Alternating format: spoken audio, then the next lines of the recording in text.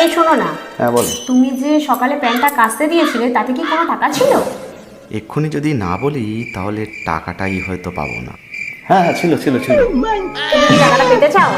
হ্যাঁ, অবশ্যই পেতে চাই, দাও। শুধু না, তাহলে 500 টাকা দাও। কি ব্যাপার, 500 টাকার কথা বললো কেন? তার মানে মনে হয় অনেক টাকা ছিল।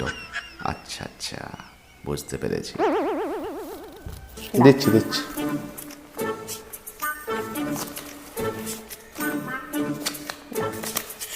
দাও আমার টাকাটা। দেবো। আমি অমন বাজে নই।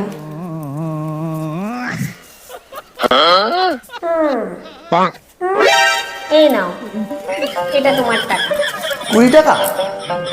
ওটাই তো ছিল।